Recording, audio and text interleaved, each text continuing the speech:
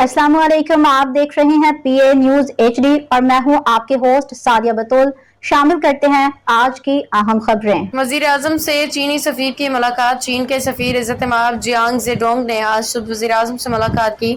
वजीर आजम ने चीनी सदर शी जिनपिंग और चीन के वजीर आजम ली क़ियांग के लिए नेक ख्वाहिशात का इज़हार किया। वजीर आजम ने आइंदा CSO सरबराही इजलास की कामयाब इनेकाद के लिए नेक तमन्नाओं का इज़हार किया। उन्होंने सरबराही इजलास में शिरकत के लिए अपने दौरे चीन के हवाले से दोनों ममालिक के दरमियान जारी मुशावरत का जिक्र किया।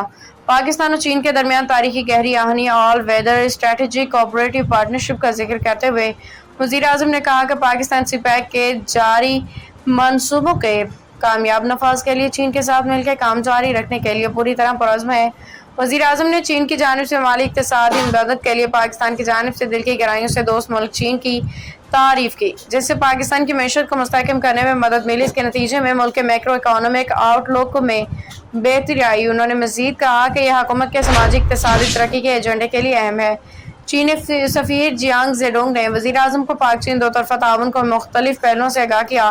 कहा कि अगस्त 2025 के आखिर में वज़ीर आज़म के आइंदा दौरे चीन की कामयाबी को यकीनी बनाने के लिए तैयारियां शुरू कर दी गई हैं। चेयरमैन पाकिस्तान पीपल्स पार्टी बिलावल भुट्टो जरदारी ने इस्लामाबाद में वज़ीर आज़म मोहम्मद शहबाज शरीफ से मुलाकात की।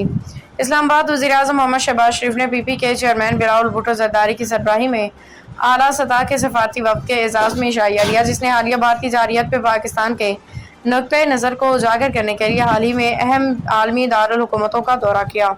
न्यूज स्टूडियो से अब तक के लिए इतना ही। मजीद खबरों और अपडेट्स के लिए देखते रहिए PA न्यूज HD।